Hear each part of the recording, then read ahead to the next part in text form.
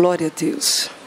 Meus amados, recebam a graça e a paz de Jesus nesta noite. Eu quero externar a minha gratidão e o meu louvor diante de Deus, que concede-nos a oportunidade e o privilégio de estarmos em sua presença, em sua casa, nesta ocasião festiva, e na oportunidade de podermos fazer a exposição da sua bendita e poderosa palavra. Eu também quero glorificar a Deus pela vida do pastor presidente desse ministério, pastor Reinaldo Alves, pastor Nivaldo, juntamente com a sua esposa, a missionária Solange. Deus seja louvado pelas vossas vidas e a confiabilidade dispensada a nós, para que fôssemos e estivéssemos sendo boca de Deus nesta noite, fazendo uso das Sagradas Escrituras ao coração desta querida igreja. Deus seja louvado pela vida de todos os pastores, líderes, obreiros da casa do Senhor, missionárias que estão à nossa retaguarda. Quero glorificar a Deus também pela vida do Bruno Felipe, que foi o contato para nós estarmos aqui, e a receptividade até então, comigo e com a minha família. Deus te abençoe. Quero estender os meus agradecimentos e parabenizar a este departamento feminino, CISEADEBRAG, é isso mesmo? Pelo 9º aniversário. Deus seja louvado pelas vossas vidas e recompense a obra de vossas mãos. Ao meu esposo e ao meu filho que está aqui nessa noite, e a todos quanto estou tendo o prazer de conhecê-los pela primeira vez, Deus em Cristo Jesus vos abençoe. Amém? Você trouxe a sua Bíblia? Amém. Por gentileza, faça uso dela.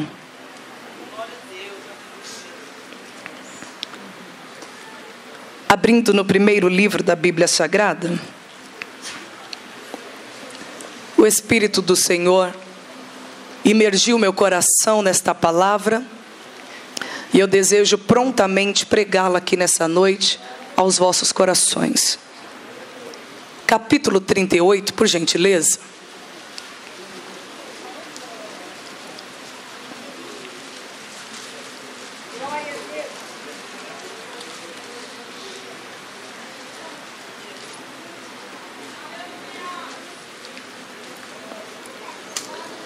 Nós faremos a exposição somente do versículo 18.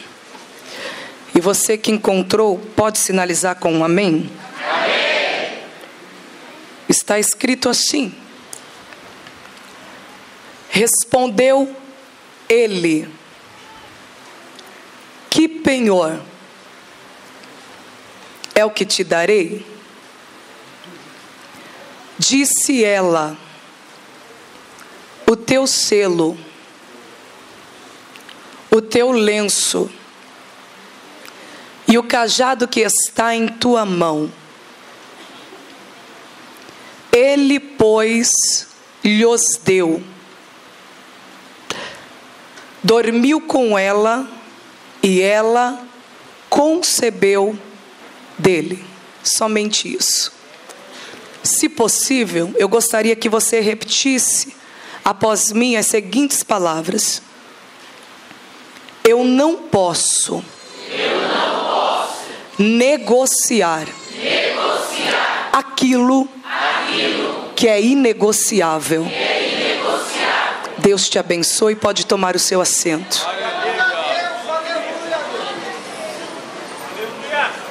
Glória a Jesus.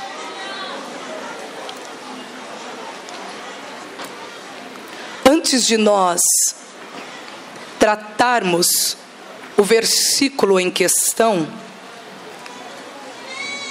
e fazer a exposição do mesmo, existe um contexto histórico, o que podemos também chamar de pano de fundo, que nos faz situar melhor nos fatos, no tempo e na história, e por conseguinte, daquilo que Deus quer falar conosco nesta noite. E eu desejo principiar essa mensagem a partir desse contexto. O contexto do capítulo 38, o versículo que nós lemos, verso 18, é considerado o versículo-chave, ou o versículo ouro do capítulo 38. Mas o contexto deste capítulo está inserido no desfecho do capítulo 37 de Gênesis. E o desfecho do capítulo 37 de Gênesis, ele vai finalizando, trazendo para nós, ou falando, transparecendo, sobre uma das histórias da família pactual. E ele vai se encerrando com a seguinte cena, tratando sobre brigas domésticas ou discussões familiares que estavam ocorrendo entre os irmãos de José contra a sua própria vida.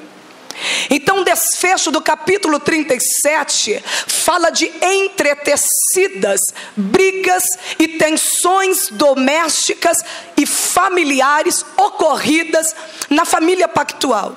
Os irmãos de José estão fazendo uma espécie de conluio, de montim, fazendo seu velho pai entender que uma besta fera do campo havia devorado a vida do seu irmão, quando de fato isso não havia ocorrido. Judá, irmão de José, ele é líder sobre essa determinada trama. Ele não faz questão alguma de expor a família pactual a esses tipos de ameaça. E não obstante a isso, Judá, ele expõe a família pactual a uma ameaça externa muito mais grave do que essa. Por quê?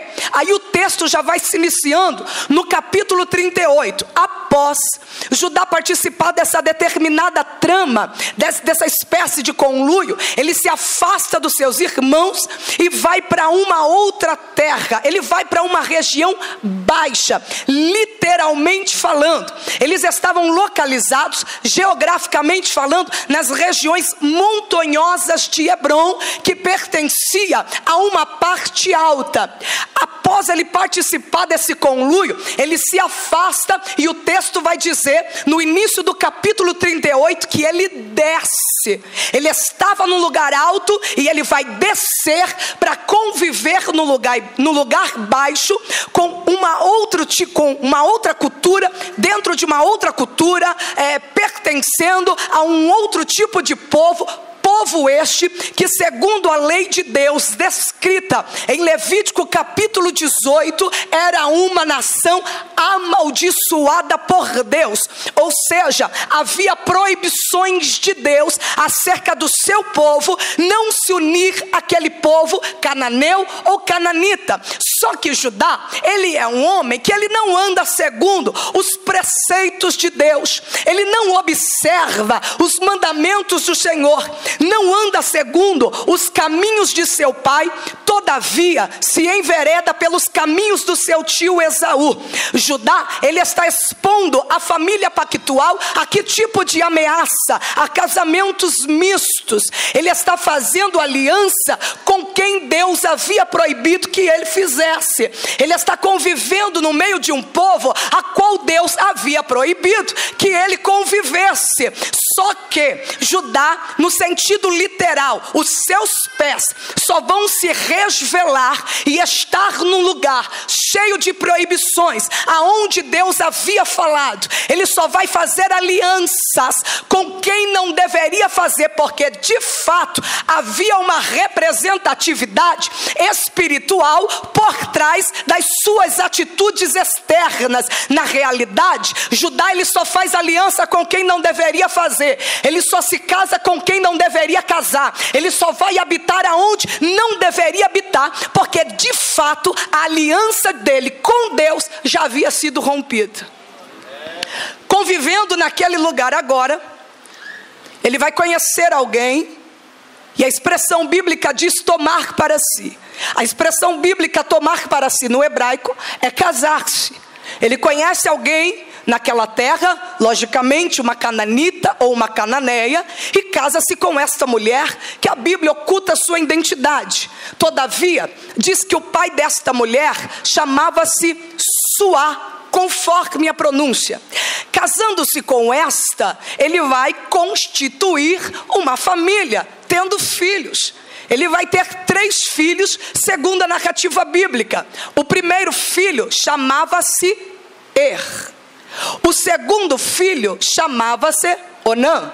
Deram-lhe também o nome ao terceiro filho, chamando-o de Selá. Os meninos crescem e chegam a uma idade madura de casar-se. Era costume do Oriente Antigo os pais arranjar os casamentos aos filhos.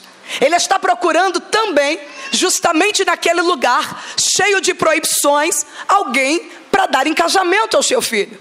Qual era o nome da dita cuja? Tamar. Tamar casa-se com Não há resquícios e nada que nos faça entender, no contexto histórico, de que Tamar era uma mulher estéril, e nem fazendo um estudo sobre a vida da mesma. Tamar não era estéril, Tamar tinha a bênção de Deus para gerar. Tamar tinha saúde para ser mãe. Ela tinha condições ginecológicas e físicas para poder ser mãe. Só que, segundo a história, ela casa-se com alguém que a impede de gerar. Havia 2 razões na história da Bíblia em que as mulheres eram impedidas de gerar. Não era o caso de Tamar, mas é salutar nós ressaltarmos isso. Só 2 razões. A primeira razão era por algum pecado que elas haviam cometido. Sendo assim, o juízo divino pesava-lhe sobre elas, e como consequências, elas eram impedidas de gerar. Como consequência, elas eram impedidas de gerar. E qual que era a segunda razão? O próprio Deus. Era o próprio Deus que estava por trás da infertilidade na vida dessas mulheres. Era o próprio Deus que cerrava-lhes a madre. Isso aconteceu na vida das mulheres patriarcais e de outras mulheres na história da Bíblia. Isso aconteceu na vida de Sara, de Raquel, de Rebeca, na vida de Ana, a ponto de essas próprias mulheres confessarem com seus lábios, dizendo: o Senhor tem me impedido de gerar. E por que é que Deus agia assim? Por que é que Deus se manifestava dessa forma na vida dessas mulheres? Para posteriormente manifestar a sua glória através de sinais e prodígios na vida delas, tornando elas alegre mãe de filhos. Aquelas mulheres foram usadas como objeto para a glória de Deus, para que Deus manifestasse a sua glória através de sinais e prodígios. Não era o caso de Tamar, não. Tamar não tinha impedimentos, não propriamente na vida dela, nem no seu estado físico. Só que o seu esposo a impede de gerar. E segundo o costume do Oriente Antigo, as mulheres não podiam relatar a ninguém o que estava acontecendo no seu coito. Elas não podiam dizer que, ou no caso de Tamar, ela não poderia se manifestar às suas amigas, às vizinhas, dizendo: problema não é eu, o problema é quem dorme comigo. E já que não pode dizer, já que não pode se justificar, porque a mulher que não gerava era considerada maldita, Tamar está carregando sobre si um estigma de uma mulher maldita, mesmo não sendo. Ela está carregando um peso que na realidade não deveria carregar. Por quê? Porque ela tem direito de ter filho, ela tem condições de gerar. E só para que saibamos, o contrário do nome no hebraico é mal. Alguém que comete atos maldosos. A Bíblia vai ocultar os seus atos de maldades, só que eles são revelados através do seu irmão que casa-se com ela posteriormente.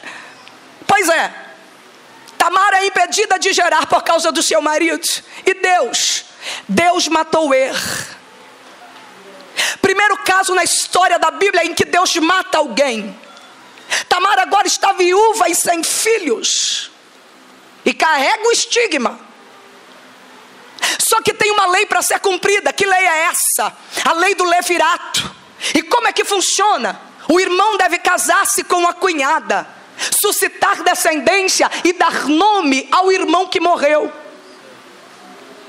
Judá chega com essa conversa aos pés dos ouvidos de Onã, dizendo: filho, você precisa tomar a sua cunhada, casa-se com ela, suscite descendência. Só que segundo a observância dessa lei, entenda bem, Onã, os filhos não serão propriamente seus. Os filhos não levarão seu nome. Ele levará o nome do seu irmão que já morreu. Parece ser meio injusto isso. Por quê? Quem vai casar com ela sou eu. Quem vai dormir com ela sou eu. Quem vai coabitar com ela sou eu. Quem vai suportar ela sou eu. Quem vai permitir que ela gere sou eu. E os filhos não serão meu. Quem levará o nome vai ser alguém que não existe mais. Há uma problemática nessa questão. Qual? É que quem faz sempre gosta de levar o nome que foi ele que fez. De uma forma meia implícita, a gente sempre gosta de mostrar os nossos feitos a alguém. Isso não é incomum, isso é inerente à alma humana. Isso é um problema da nossa alma. Isso faz parte da natureza caída, da natureza adâmica que nós possuímos. E o que há corrupto em nós só vai se revestir da incorruptibilidade no grande dia do Senhor.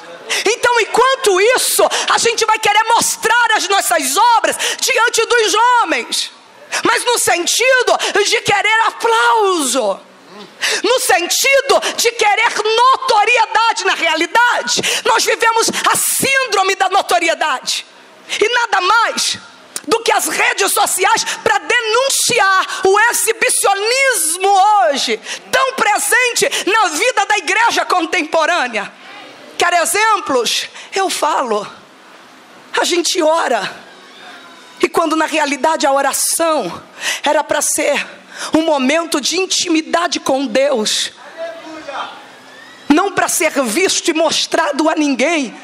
A gente sobe nos montes da vida, só que a gente faz questão de registrar em redes sociais. Olha a foto, estou subindo no monte. Olha a foto, estou descendo do monte. Olha a foto, alguém no quarto orando. E assim a gente vai transparecendo que o nosso momento de intimidade com Deus nada mais é do que aparência. E Jesus, ele condenou determinado tipo de prática em sua época. Porque quem é que se comportavam assim? Os fariseus, a seita predominante da época. E Jesus tem essa atitude como farisaica hipócrita. Antes, ele ensinou aos homens dizendo: quando orares, entra no teu quarto. Não precisa 5.000 amigos do Facebook, nem 200.000 do Instagram, saber que você está no monte buscando a Deus, saber que você está na vigília sendo revestido, saber que você está fazendo obras de caridade pelas noites frias da vida e aquecendo alguém e forrando o estômago de alguns. Deus, que vê todas essas coisas, te recompensará.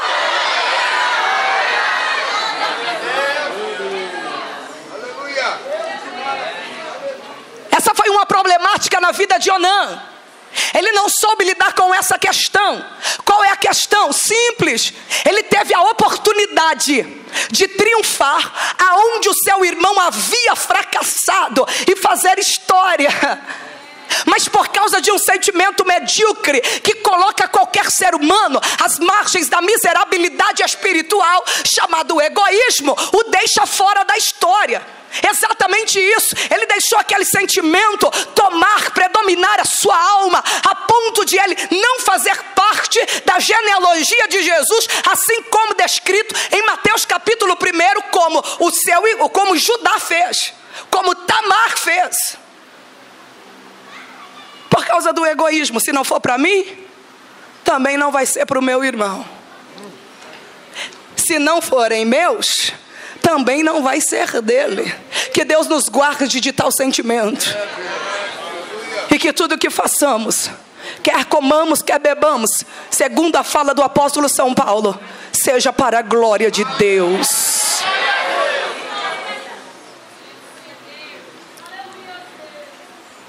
Ele casou-se com Tamar, só que ele cometeu coitos interruptos. Todas as vezes que ele coabitava com ela, ele permitia que o seu líquido seminal fosse derramado por terra, impedindo-a de gerar. Isso era uma prática abominável diante de Deus. Abominável. Deus matou Onã.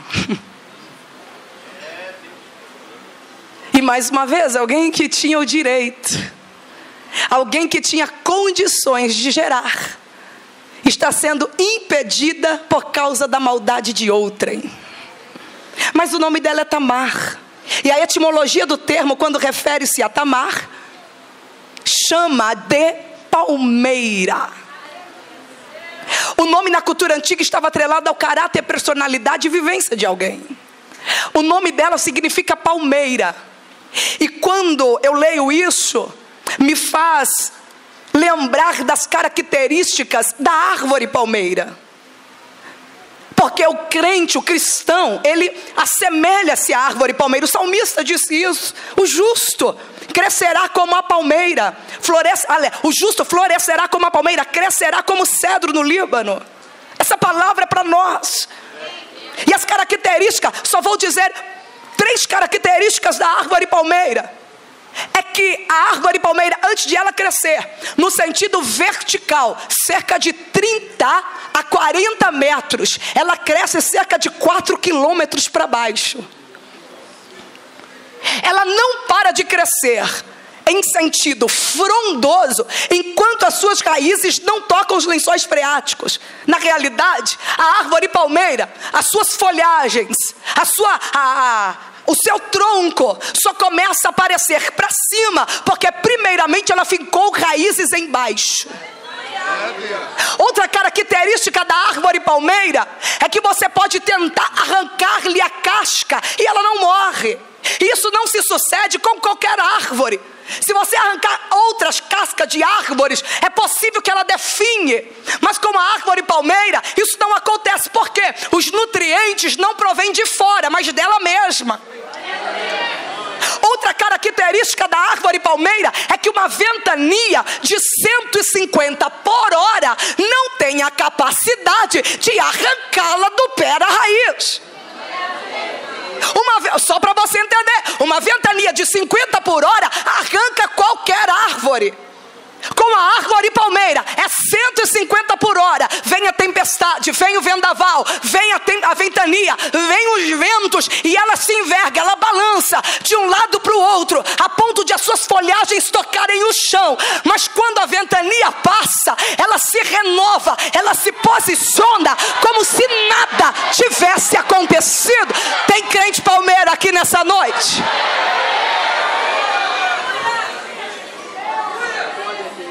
Outra coisa é que a árvore palmeira, ela só subsiste se plantada no deserto. Não plante ela no Alasca. A árvore palmeira cresce e se desenvolve no deserto. É lá que nós estamos plantados.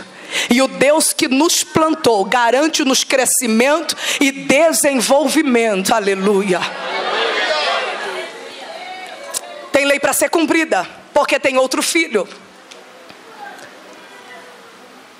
Só que Judá não quer saber de cumprir mais leis. Selá, ele ainda é novo. Para ele casar, segundo a cronologia, dá-se pelo menos num período de 1 ano. Só que o problema não é a cronologia, não é a idade do menino que é moço demais. O problema é que Judá está entendendo que a causa ele foi retardado em entender o processo que ele falhou. Ele foi retardado em entender que a falha não estava na Tamar, mas que a falha estava nele. Só que ele não quer assumir a sua responsabilidade de culpa, transferindo-a para ela, exatamente. Porque é muito mais fácil, e isso é a psicologia até mesmo que atesta, a gente se safar das nossas responsabilidades de culpa, quando a gente arruma um culpado para responsabilizar. Ele não quer dizer que o problema foi ocasionado por causa dele. A morte dos seus filhos foi porque ele não observou a lei de Deus. Ele não quer entender que ele quebrou princípios. E quando eu quebro princípios, eu sou quebrada pelos princípios que eu quebrei. Davi quebrou princípios e Davi foi quebrado pelos princípios que quebrou. Sansão quebrou princípios e Sansão foi quebrado pelos princípios que quebrou. Judá está quebrando princípios e não tem como isso ser revertido. Ele vai pagar pelas consequências, só que ele não quer. Ele não quer entender as coisas dessa forma. Aí ele transfere a sua responsabilidade de culpa sobre a vida de Tamar, entendendo que a causa da infelicidade dentro da sua casa é por conta dela. E aí ele diz o seguinte: filha, vai embora. Quando Selá cresceu, eu dou ele em casamento a você.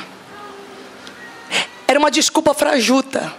Ele estava dando a ela tempo para ela esquecer essa questão de descender a família, quando na realidade isso estava dentro do plano de Deus para a família pactual. Ela vai embora, mesmo sabendo que, segundo o costume, deveria cumprir o período do luto na casa do sogro. Indo embora, passa-se o período de 1 ano. Dentro desse período de 1 ano, a mulher de Judá morreu. Dentro desse período de 1 ano, Selá cresceu e chegou a uma idade de casar-se. Dentro desse período de 1 ano, está acontecendo um grande festival, um evento gigantesco na cidade de Tímina, aonde pastores tosqueiam as suas ovelhas. E Judá, na intenção de participar de tal festival, ele está subindo para essa cidade. Neste inteirinho, alguém vem correndo até Tamar e lhe conta as novas, dizendo: estou sabendo que o teu sogro vai subir para Tímina. Já passou o período de ele cumprir a promessa sobre a vida dela, dando Selá. Tudo que ela queria era ter um contato com o seu sogro. Dessa forma, ela usa de uma estratagema. Tira as vestes de viúva, veste-se de prostituta cultual. A prostituta cultual era diferente da prostituta comum. A prostituta cultual usava um véu no rosto para não ser reconhecida, ao contrário da prostituta comum, que mostrar o rosto era sinônimo de sensualidade. Pois bem, ela sobe e ela está a postos na entrada que se dá para a cidade de Tímina. De certo, ela dizia: meu sogro vai passar por aqui. E ele vem subindo. Quando ele a vê, ele não reconhece, porque ela está de fato irreconhecível. Ele sai de casa apenas para participar da festa. A esposa morreu, passou o período do luto, ele quer ter alguém em seus braços. Só que ele não sai de casa premeditado para pecar, porque se ele saísse, ele sairia pelo menos com algum tipo de presente para dar paga a quem lhe desse determinado tipo de prazer.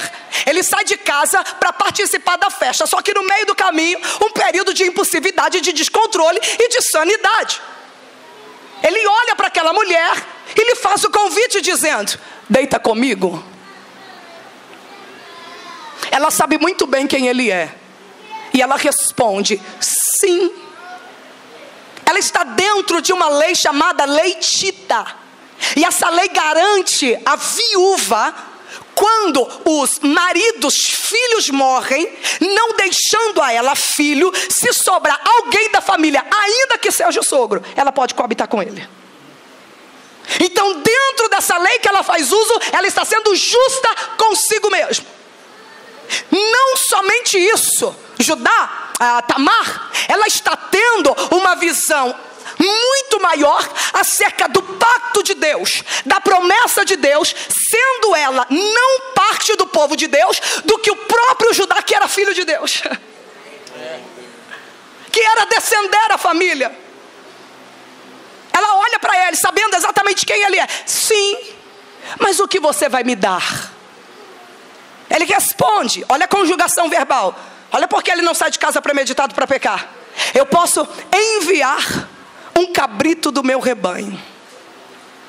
Não estava com ele em mãos. Só que você acha que ela vai cair nessa ladainha, nessa conversa tola de novo?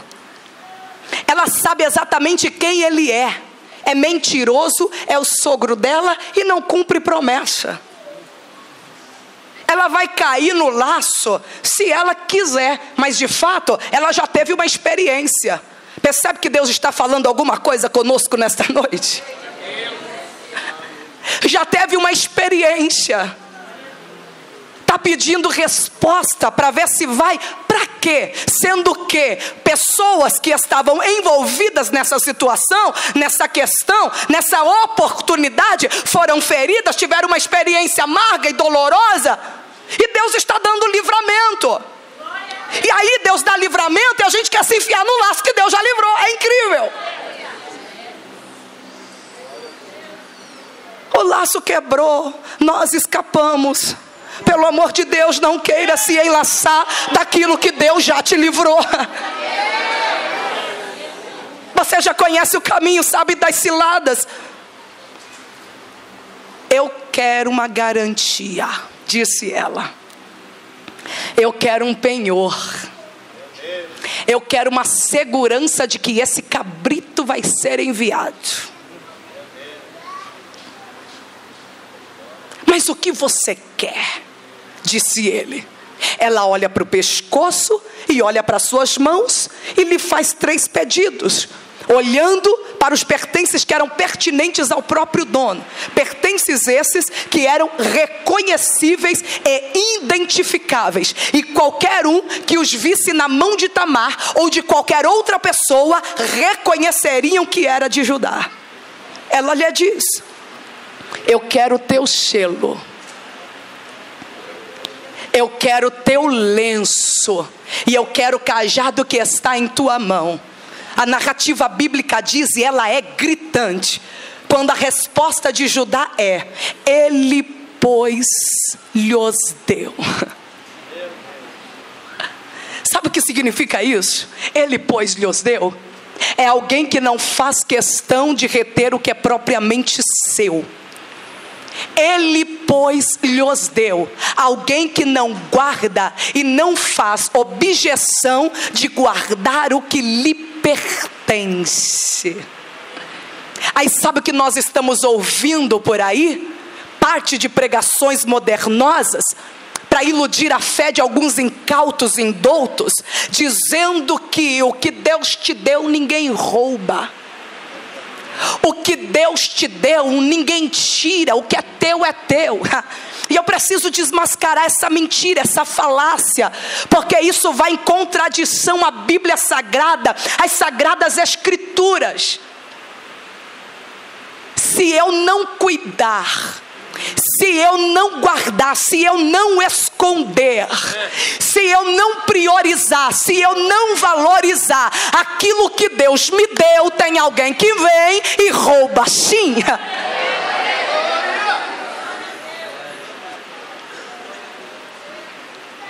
Verdade isso? Pelo menos foi o que Jesus disse numa das igrejas da Ásia Menor, das 7 igrejas a qual foram endereçadas aos anjos da igreja, um lembrete para uma delas. E esta igreja a quem Jesus estava se reportando era a única igreja, ou pelo menos foi a única igreja que não recebeu nenhum tipo de crítica de Jesus. A única. As 6 tudo foram criticadas, mas esta não. Essa ela só recebe elogios. Mas a esta igreja, a qual Jesus está elogiando, ele diz a ela: eis que venho sem demora. Qual que é a continuidade do verso? Guarda o que tens, ou levar a séria. Esconde o que tens, para que ninguém roube o que é seu ou a sua coroa. Se essa é uma extensão da igreja de Filadélfia, o Senhor está falando aos nossos corações nessa noite: valoriza o que eu te dei, esconde o que eu te dei. Ele te deu bens, Ele te deu dons, Ele te deu ferramentas, Ele te deu família, aleluia, Ele te deu ministério. Guarda o que tens, Ele te deu valores, dignidade, oportunidade. Aleluia. Porque se você não guardar, tem alguém que rouba. O versículo está indicando uma pluralidade, gente. Guarda o que tens. Tens é pluralidade. Isso indica que Deus não colocou só uma coisa na mão da sua igreja, mais de uma. Aí vem o sábio Salomão, no capítulo 4, verso 23 de Provérbios, e diz: sobre todas as coisas que se deve guardar, guarda o teu coração, porque dele procedem as saídas da vida. Passou a festa, acabou o festival, passou-se o período de descontrole, de impulsividade. Judá está em casa. E daí ele se recorda dos seus pertences. Ele sabe que são identificáveis. O problema de Judá é que ele está com medo e temeroso, não por causa do pecado em si cometido, mas por causa do seu status. Imagina se alguém ver esses meus pertences na mão daquela prostituta. O problema de Judá não é o pecado que ele cometeu. O problema de Judá é o falatório na cidade. É o seu status, é a sua posição. Aí ele diz ao seu amigo chamado Ira, e diz assim: Ira, sobe lá naquela cidade, pergunta para os moradores, procura aquela prostituta, leva esse presente para ela, mas traga os meus pertences de volta. Leva esse cabrito, mas traga o que é meu. Judá é um tipo de alguém que passou o cartão de crédito em lugar indevido.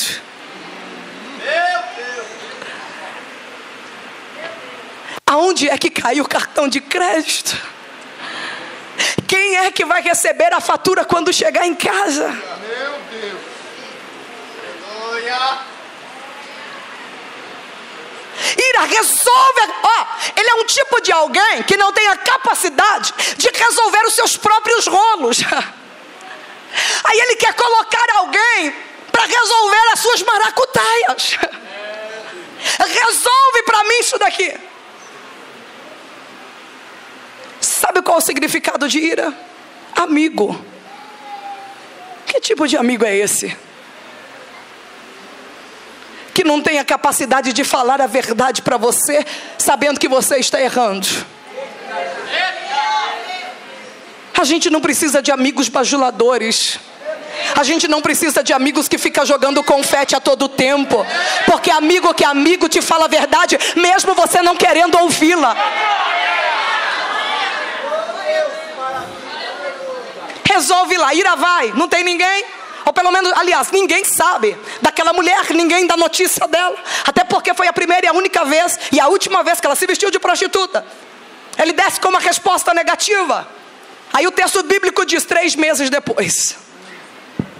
É um tempo suficiente para a barriga de alguém começar a crescer. 3 meses depois, o pecado encoberto vem à tona. 3 meses depois, aquilo que foi feito às ocultas está sendo visto diante dos olhos de todos. 3 meses depois, vem as notícias da Judá dizendo: tua nora adulterou e está grávida. Ele está sem os pertences nas mãos, e ele manda executar tal sentença sobre ela, dizendo: bote ela para fora e a queime, ou apedreje-a. Ele tinha autoridade para mandar executar tal sentença a quem cometesse tal delito. Alguém vai na casa de Tamar para resolver essa questão. Só que Tamar é alguém que tem as provas condenatórias nas mãos. E quando vem aquele mensageiro com o recado de Judá, ela diz assim: espera aí, você pode até me levar para ser morta, eu posso até ser apedrejada, mas diga para o dono desses pertences que ele vai ser papai. Diga para o dono desses pertences que eu estou grávida. Quando o mensageiro chega diante de Judá com os pertences nas mãos, passa-lhe um filme na cabeça. Ele está se recordando exatamente daquele dia. Tal prostituta era minha nora. E o momento célebre da história aparece agora. Porque diante do seu erro, diante da sua situação desnudada, do seu pecado descoberto, Judá está sendo restaurado diante de Deus, porque ele reconheceu a sua falha. Quando ele pega os seus pertences nas mãos, reconhecendo que era dele, ele diz: mais justa é ela do que eu. Ou em outras traduções, o termo hebraico diz exatamente assim: ela é justa e eu não. Gente, isso é muito forte, sabe por quê? Judá, ele está dignificando ela, não sendo parte do povo de Deus, através da atitude que ela teve, ao entender a aliança de Deus, muito mais do que ele que fazia parte do povo de Deus. Ela entendeu o pacto da aliança, mesmo sendo alguém amaldiçoada. Ela é justa. A partir de hoje, ela faz parte do povo de Deus. E eu que faço parte do povo de Deus, ele está diante de um momento de restauração. Quando ele reconhece, ele está se colocando fora. Quando ele diz, ela é e eu não. Mas nesse momento de confissão, ele é restaurado. E ele tem a oportunidade de ter o seu nome inserido na genealogia de Jesus Cristo. Sabe o que é isso? É graça. É Deus calçando os nossos pés com o chinelo da graça, dando-nos aquilo que nós não merecíamos. Aí a gente parte para o verso 18 rapidinho. 3 pertences que são inegociáveis na vida da igreja. O primeiro pertence é o selo. Selo era uma espécie de anel de forma cilíndrica, feito ou de barro ou de metal. E ele vinha atrelado ao lenço ou ao cordão, pendurado no pescoço de todo portador. E aquilo era uma insígnia de todo portador, dando a ele proeminência. E esse selo, quando ele era carimbado em qualquer tipo de objeto ou papel, legitimavam, porque o resultado ao tirar aquele selo era a impressão do próprio dono. Ou seja, o selo levava a caricatura do próprio dono, e ele valia tanto quanto a presença do portador. Selo fala de autenticidade. Selo fala de identificação. Selo fala de marca. Selo fala de rótulo. Selo fala de impressão. Selo fala da pessoa bendita do Espírito Santo. Deixa eu melhorar isso. O apóstolo São Paulo, escrevendo aos cristãos que estavam em Éfeso, a igreja, no capítulo 1, verso 13, a parte B, ele está dizendo a essa igreja: e vós fostes selados com o selo da promessa, que é o Espírito Santo. O mesmo apóstolo, ele vai escrever à igreja que estava em Corinto, dizendo aos irmãos o seguinte: e vós sois uma carta escrita, não com tinta, mas com o Espírito Santo. Sabe o que eu estou dizendo nessa noite? É que embora a tecnologia, ela vai avançando, ano após ano, dia após dia, mês após mês, o método de nós enviarmos uma carta via correio permanece o mesmo. Toda carta, para chegar ao lugar de destino, ela precisa de um selo. O selo é a garantia de que a carta vai chegar aonde precisa chegar. Oh, meu Deus! O apóstolo São Paulo disse que a igreja é a carta. E quem é que autentica essa carta? Quem é que marca essa carta? Quem é que rotula essa carta? Quem é que diz que essa carta vai chegar ao lugar de destino? O Espírito Santo. Só crente marcado com o Espírito Santo tem a garantia de que vai chegar do outro lado. Sabe por quê? Porque o Espírito Santo de Deus foi dado-nos como penhor da nossa herança. Ele é a garantia de que a igreja está aqui, mas ela não é daqui, porque ela vai chegar do outro lado. Marcados pelo Espírito Santo. Eu não posso negociar o selo, porque o selo fala da pessoa bendita do Espírito Santo. Já estou encerrando. Mas quem é o Espírito Santo?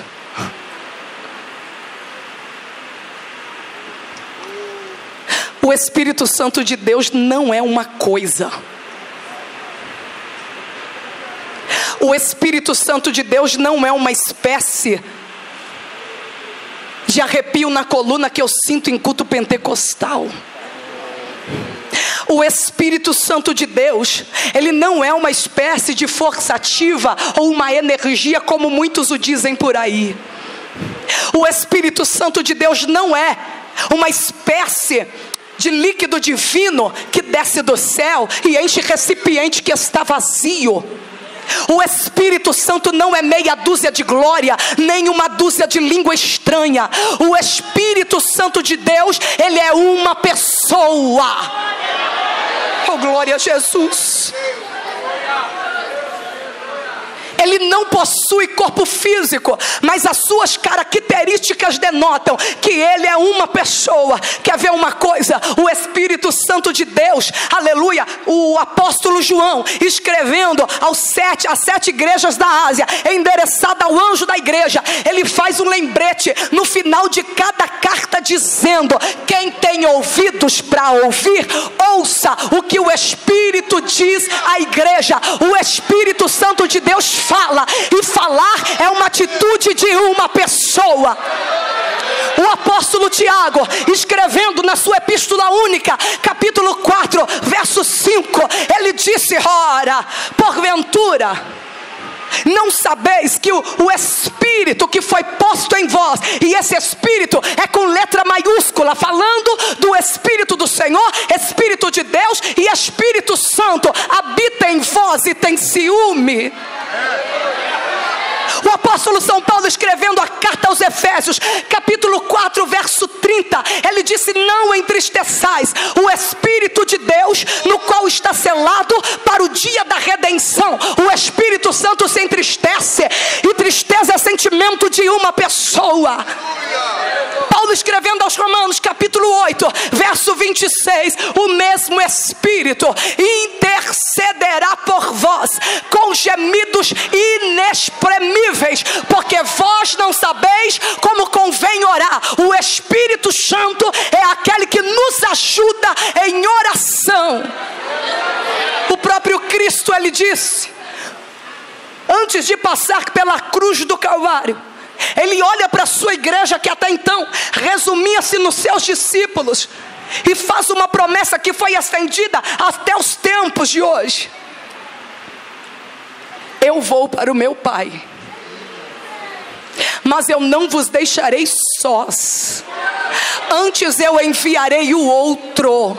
A palavra outro no grego significa um igual a mim. O mundo não conhece, o mundo não pode ver, o mundo não pode receber, mas vós que sois a minha igreja, o conheceis, porque ele estará para sempre no meio de vós. O Espírito Santo de Deus, ele está aqui, e enquanto eu estou pregando, o Espírito Santo de Deus, ele está sendo manifesto, trazendo cura, libertação, levantando os caídos, alegrando os abatidos. Recebe essa palavra e seja cheio do Espírito Santo.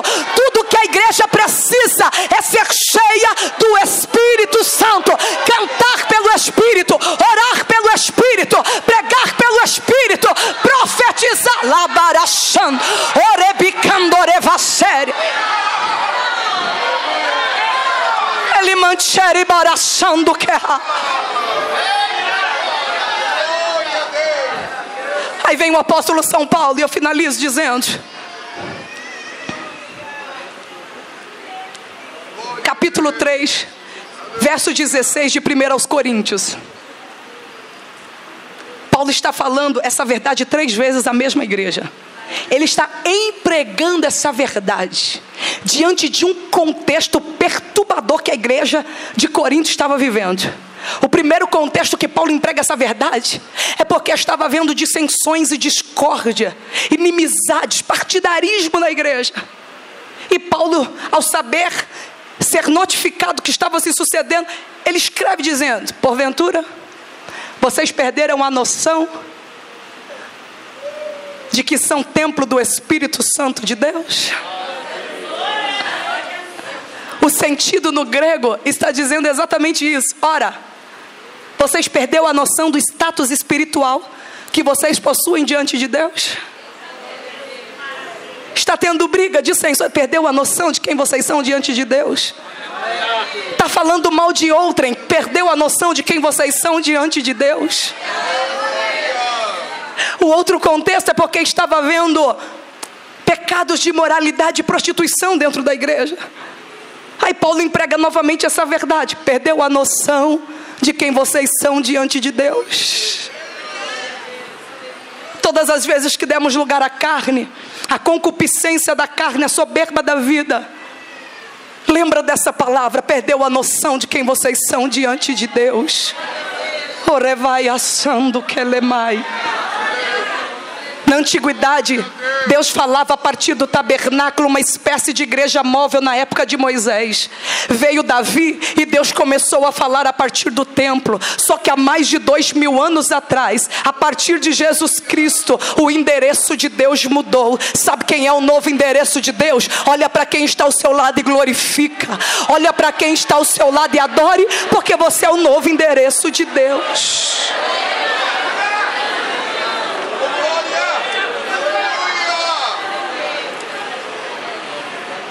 O segundo pertence ao lenço. Literalmente falando, era um lenço. Lenço fala de sensibilidade. Lenço fala de trabalho. Lenço fala de comoção. Lenço fala de envolvimento. As duas únicas pessoas na face da terra que faz uso do lenço é quem trabalha e quem chora. Quem não trabalha, quem não arregaça as mangas, quem não se doa, quem não se apresenta, quem não diz conta comigo, quem não diz estou aqui, não precisa de lenço. Por quê? Porque não tem suor, porque não labuta, porque não trabalha. E vai precisar de lenço para quê? Não precisa de lenço. Só precisa de lenço quem trabalha. Só precisa de lenço quem diz conta comigo. Só precisa de lenço quem sabe do que precisa ser feito e faz.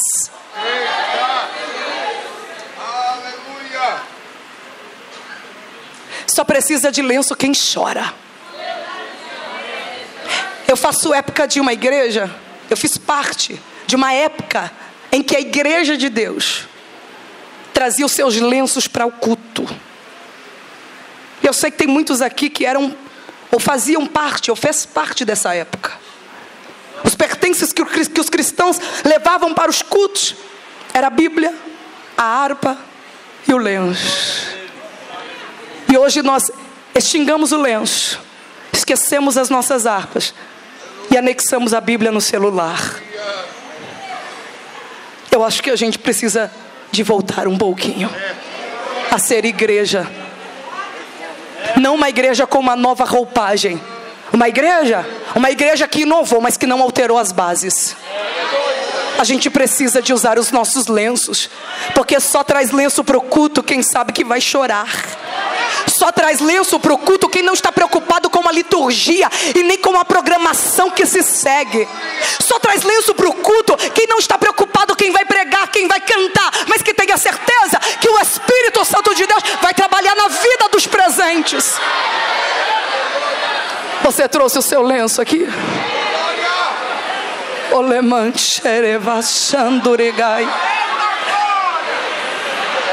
Nós precisamos voltar a chorar.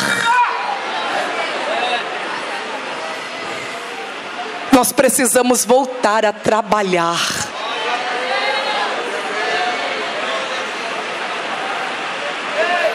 Eu acho que ninguém vai embora tão logo. Então deixa eu só esticar essa partinha aqui. Amém. Nós estamos falando de sensibilidade. Jesus, ele está num domingo, terceiro dia, era um domingo, Mas não era um domingo qualquer. Era o terceiro dia em que Cristo disse que haveria de ressurgir. Em que Ele disse aos seus discípulos essa verdade, essa promessa. Ele fez essa promessa. E exatamente nesse domingo, muitos deles estão em Jerusalém para esperar a aparição de Cristo. Só que tem dois deles. Segundo o evangelista Lucas, se chamava Cleopas.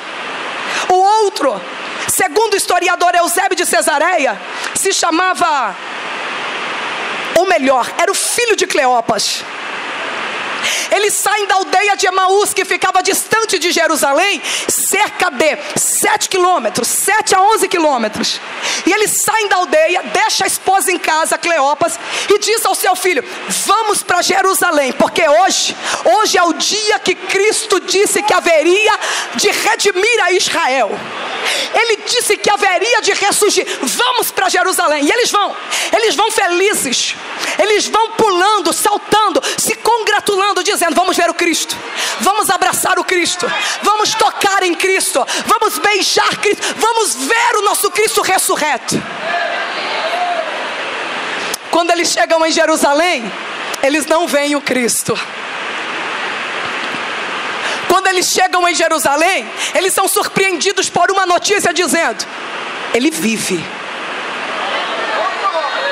Quem disse isso para ele foram os demais discípulos. Esses demais discípulos ouviram das mulheres, que tais mulheres ouviram do anjo, que foram ao sepulcro pela madrugada. Qual foi a notícia do anjo? A quem buscais? Ele vive. Espalhe essa notícia. Eu acho que na realidade o anjo nem precisava dizer para as mulheres espalhar, porque isso é muito pertinente a nós. Espalhar notícia, espalhar novidade, contar coisas boas, isso é com a gente mesmo. E as mulheres saem espalhando. Ele disse que está vivo. Os anjos disseram que ele está vivo. Só que essa notícia não foi o suficiente para Cleopas e para o filho de Cleopas. Eles não queriam ouvir, eles queriam ver. Eles não queriam ser notificados, eles queriam tocar.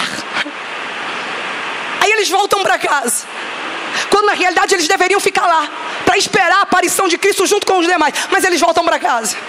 Eles voltam para casa triste. Eles voltam para casa murmurando. Eles voltam para casa de cabeça baixa.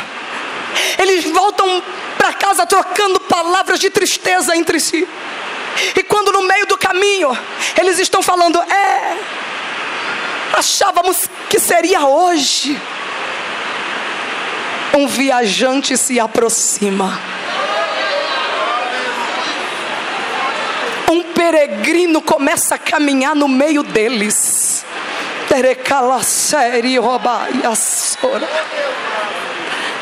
Quando eles olham para aquele peregrino, mesmo Jesus sabendo que eles estavam conversando, faz questão de perguntar: que palavra é essa que trocai entre vós? Eles olham para aquele viajante e dizem: por acaso você é o único que não sabe das últimas coisas que se sucederam em Jerusalém? O quê? Estamos falando de Jesus Cristo Nazareno, homem poderoso em obras, curou cego à beira de caminhos. Estou falando de Jesus Cristo de Nazaré, que fez o mudo falar, que fez o surdo enxergar, que fez os coxos andar. Estou falando de Jesus Cristo de Nazaré, que entrou dentro da casa de Jairo e ressuscitou a sua menina quando ela havia acabado de morrer. Estamos falando de Jesus, eles falando para aquele viajante, estamos falando de Jesus Cristo de Nazaré, que parou o cortejo fúnebre na cidade de Naim, barrando-os na porta, impedindo de um morto ser sepultado. Estamos falando de Jesus Cristo de Nazaré, que chega lá na aldeia de Betânia e ressuscita seu amigo Lázaro, que já é de 4 dias. Estamos falando de Jesus Cristo de Nazaré, que curou o paralítico de Betesda, que jazia 38 anos enfermo. Estou falando de Jesus Cristo de Nazaré, que repreendeu a legião de demônios do endemoniado de Gadara. E eles estão pregando para Jesus. E isso não causa nenhuma surpresa em Jesus, porque ele mesmo tinha feito tudo aquilo. Aí parece que chegou a vez de Jesus pregar para eles. E Jesus começa a pregação, sabe como? Chamando ele de nécios, insensíveis e tardios de coração. Homens que no decorrer da sua caminhada haviam perdido a sensibilidade, perderam o lenço, perderam o sentimento de comoção. Sabe aonde? Durante a caminhada. Jesus estava caminhando com eles, mas eles não reconheceram o Cristo. É como se 3 dias e 3 noites apagasse tudo que eles caminharam com Jesus durante 3 anos. Porventura não convinha que o Cristo padecesse, caísse nas mãos das autoridades, mas entrasse na sua glória. E Jesus vai conversando, e quando Jesus está pregando para aqueles 2 discípulos, parece que o coração deles começam a queimar, as lágrimas começam a correr na face. Há um trocadilho de olhares, de um filho para o pai, de um pai para o filho, querendo gritar, dizendo: esse daí é o Cristo. Mas eles não se manifestam até então. Aí chega na porta da aldeia, Jesus faz com que vai passar. Aí eles constrangem Jesus, dizendo: não vai embora não, fica conosco, porque o dia já é tarde e declina. Jesus é persuadido, porque quando alguém o convida a entrar, ele entra e fica. Deixa eu repetir: Jesus, quando ele é constrangido, quando pede para ele entrar, ele entra e fica. Oh, glória a Jesus. Jesus entra na aldeia. Maria, segundo o evangelista João, era mulher de Cleopas. A essas alturas ela já deveria ter feito alguma coisa para eles comer. Quando todos estão sentados em volta da mesa, Jesus começa a dar graças ao pão, como costumeiramente fazia. Enquanto ele faz isso, os olhos daqueles homens são abertos. Só que quando os olhos deles abrem, Jesus desaparece. Mas o sentimento está no coração. Era ele. Ele entrou na nossa casa e abençoou o nosso pão. Ele entrou na nossa casa e abençoou a nossa família. Ele entrou na nossa casa e abençoou a nossa vida. Porventura não ardiam os nossos corações quando ele falava conosco acerca das Escrituras? Estamos perdendo o lenço ao longo da caminhada, mas esse viajante caminha aqui no nosso meio para tirar de nós a tepidez, para tirar de nós a apatia e a insensibilidade, e nos dar um coração de carne, aonde possa ser trabalhado. Oh, aleluia. Com a permissão do pastor Nivaldo, coloca-se sobre os teus pés. Eu não posso negociar o cajado, porque ele é inegociável. O cajado era um pedaço de madeira de 3 metros de comprimento, a ponta envergada parecendo a ponta de um guarda-chuva, e essa ponta envergada encaixava no peito da ovelha animal. E todas as vezes que a ovelha ela começava a ir pelas encostas, pelos barrancos, ela se desviava das demais e começavam a ir para as encostas, o bom pastor pegava o cajado, encostava no peito da ovelha e juntava para ela ficar junto com as demais, porque a ovelha não presta para andar afastada, ela só presta para andar em bando, tem que ficar junto. A ovelha ela perdia visão quando ultrapassava 8 a 10 metros. O pastor, sabendo disso, ele pegava o cajado, encostava na ovelha e juntava ela para ficar junto com as demais. Cajado é símbolo de autoridade. Não é pertinente somente a pastor, mas é para quem é discípulo, é para quem serve e para quem segue. Olha o que Jesus disse, Marcos 6,8: nada leveis convosco, nem alforge nem dinheiro, senão o cajado. O que é que precisamos fazer com o cajado que Jesus nos deu? Trazer para perto quem está se afastando, levantar quem está caindo. Deus deu um cajado na nossa mão, utiliza-o, evita a queda de alguém e a desgraça de outrem. O cajado tem o poder de fazer isso. Eu quero orar nesta noite. Eu quero orar por você e com você. Eu quero orar por você, mas eu também quero orar com você. Tem coisas que nós deixamos ir. Tem coisas que nós negociamos. Tem coisas que nós abrimos mãos que não era para ter feito isso. Tem valores que nós negociamos que não era para ter sido negociados. Tem ferramentas, tem coisas e tem pessoas que nós deixamos ir quando não era para ter deixado ir. Nesta noite Deus está nos dando a oportunidade de ter novamente. Só que a gente precisa fazer alguma coisa. A mulher, quando se viu com 9 dracmas, sabendo que ter 9 era sinal de desonra, ela foi em busca da uma que havia sido perdida. E ela fez algumas coisas. Acendeu a candeia, pegou uma vassoura, varreu a casa e procurou com diligência até encontrar. O pai, sabendo que o filho iria voltar, o pródigo, ele preparou um banquete. Ele deixou tudo posto, porque ele sabia que o seu filho ia retornar. E ele já havia deixado lá tudo preparado para o retorno do seu filho. O pastor, quando ele sabe que a uma ovelha havia se desgarrado, ele vai atrás daquela uma, deixando as 99 no aprisco. Porque aquela uma, as 99, não substituiriam aquela uma que havia ido. Você pode ter muitas coisas que Deus te deu, mas tem outras que nós deixamos ir. E essas outras que nós temos conosco não substituem aquelas que nós deixamos ir. Deus está dando oportunidade para nós resgatarmos aquilo que nós negociamos. O discípulo de Eliseu, quando ele soube que o machado havia caído na água, ele grita, primeira coisa, grita dizendo: ai, meu Senhor era emprestado. A segunda coisa que ele faz é apontar aonde havia caído. Faz alguma coisa em oração nesta noite aqui. Tem coisas que se foram, que eram inegociáveis. O Senhor está nos dando oportunidade através dessa palavra. Pega.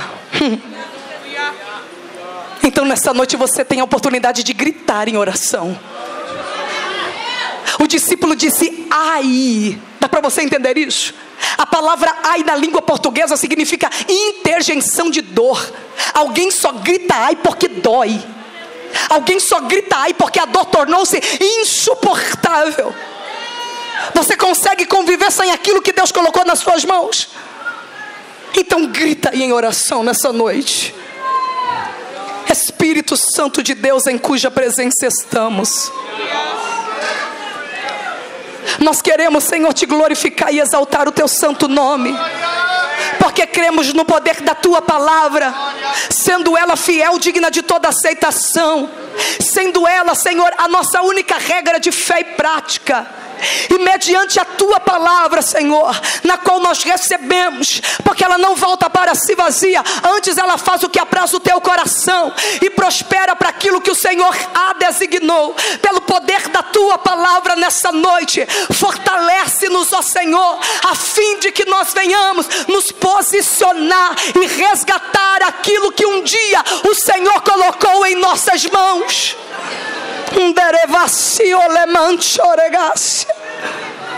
Pega o que Ele te deu, peça de novo o que Ele te deu é teu. Ele está te dando a oportunidade, deixou ir, mas Ele está te dando a oportunidade. Pega, você pode sair daqui nessa noite novamente com o peso da responsabilidade que o Senhor te outorgou. Remia canto revassiri colebahai.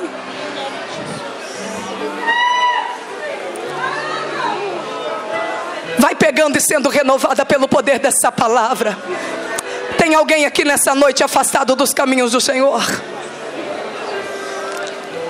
Alguém que se afastou da casa de Deus, da comunhão com os irmãos e dessa presença tão maravilhosa. Alguém que está se vendo desnudo da presença de Deus, e nesta noite você está aqui. Dá para levantar a sua mão fazendo um sinal assim para nós orarmos por você? Tem um jovem ali. Pode vir aqui à frente, meu querido. Tem mais alguém que quer retornar? Alguém ainda que não confessou a Jesus como Salvador da sua alma? Eu não estou falando de religiões. Tem mais alguém? Vem cá, querida. Eu estou falando de Jesus, o caminho, a verdade e a vida. Tem mais alguém nessa noite? Levante a tua mão, que alguém vai aí te buscar. Tem mais alguém? Alguém que deseja voltar, alguém que deseja ser aceito por Cristo, por essa verdade incontestável que é Jesus. Há mais alguém? O Espírito Santo de Deus, Ele está tocando. E se hoje ouvires a voz do Senhor teu Deus, não endureça o teu coração. Tem mais um aqui. Alamancho e Ossi canto. O maior milagre já está acontecendo aqui nessa noite. Quando o homem é convencido do pecado, da justiça e do juízo, e não há palavras de persuasão humana, só o Espírito Santo é que pode fazer essa obra. Há mais alguém aqui nessa noite? Para que possamos orar por você. Aleluia. Deus em Cristo Jesus vos abençoe.